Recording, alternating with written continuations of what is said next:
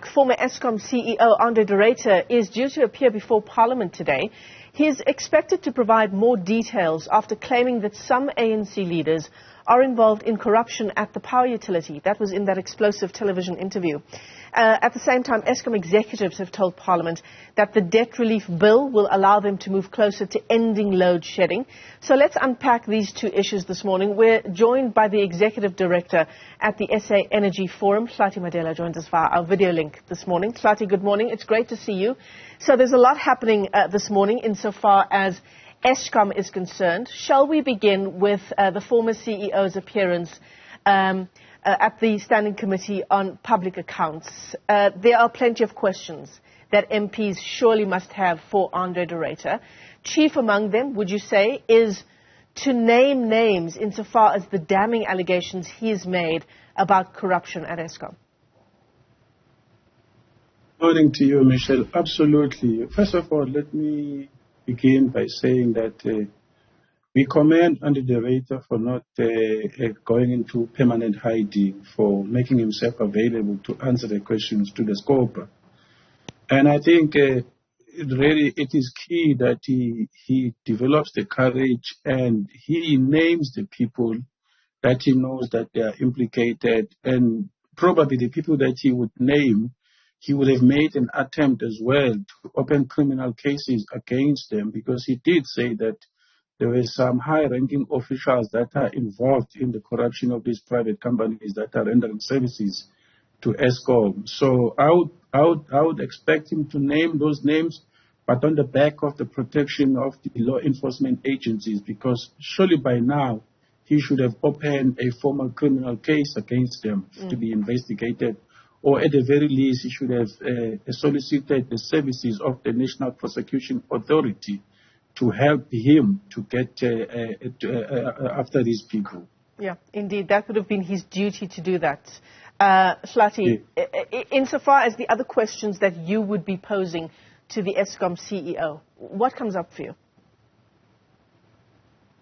You mean like the former CEO of Eskom? The former CEO, for Andre de Ruyter and his appearance at... What else are you hoping MPs will grill him on? I think the question that the MPs need to ask him, that you specifically said that at least there are two senior ministers of government that are involved in these crimes.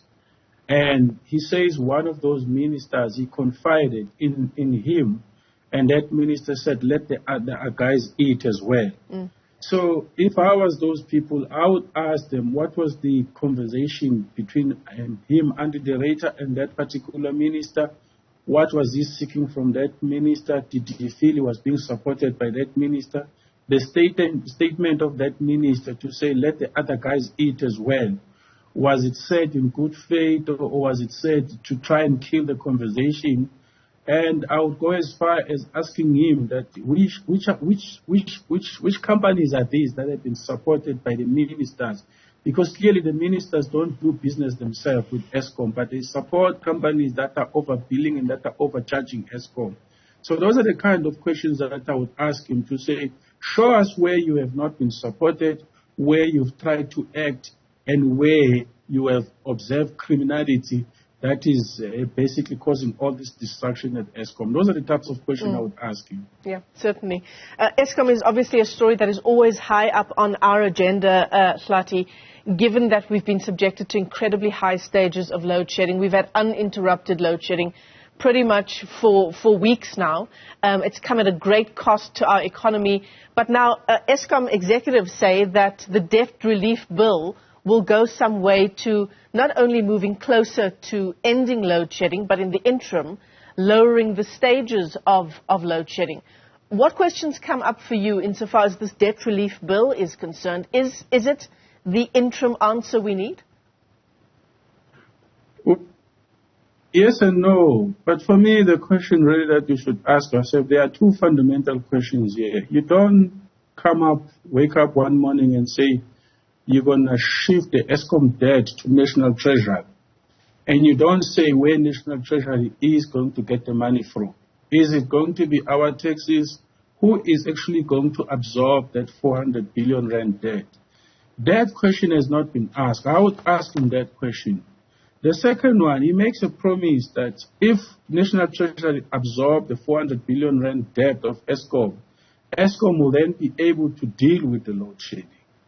I think what he's trying to say that instead of Eskom honoring its financial obligations where it is paying the loans, because National Treasury is now going to take over that 400 debt, that money now will be paid by anybody else except Eskom itself.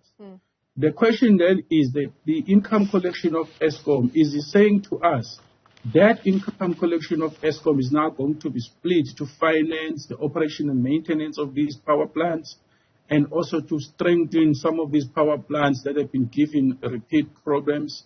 But also, will that entail Eskom being able to go out on the market on its own to raise more funds for new builds? Because if the debt has been shifted from Eskom, it means Eskom now doesn't owe because it's been shifted to National Treasury. So it's not quite clear what they do. We know that behind the scenes, Eskom is not going to be allowed to go to the open market to raise money. We know that all of this absorption of this debt comes with a lot of conditions that jeopardizes Eskom. The question here is, whose money is it going to be used to absorb this debt? Because Eskom must honor this debt. Some of these debts have got legacy decisions that were made around the independent power producers, around the coal procurement, and around the contracts for Medupi and Kusile. We need a government that takes these matters to the law enforcement agencies and recover those monies before we jump into saying we must absorb this debt through National Treasury. Certainly. It's essentially what you're saying is it's kicking the can down the road insofar as the debt is concerned. Absolutely, because really, for me, it's problematic. There's a lot of questions to be answered. We need to know how we got into the 400 billion rand. Is it really 400 billion rand debt? National Treasury had already given national guarantees or sovereign guarantees for these debts. That is all they needed to do. The question is, who took what money, where did these monies go, and where is the returns of those monies? We're not seeing the returns of it. We just get told that there's a 400 billion rand debt. 400 billion rand debt on what? If you buy something, you use that thing to generate income. How come Eskom indulge in all of these debts and they are not able to reap the benefits of those investments? Somewhere, somehow, serious questions are not being asked. And it ties up to what Andy the Ruyter is saying, that the senior ministers of government themselves are involved. So they will be reluctant to have these matters investigated. That's what we have to get to the bottom of.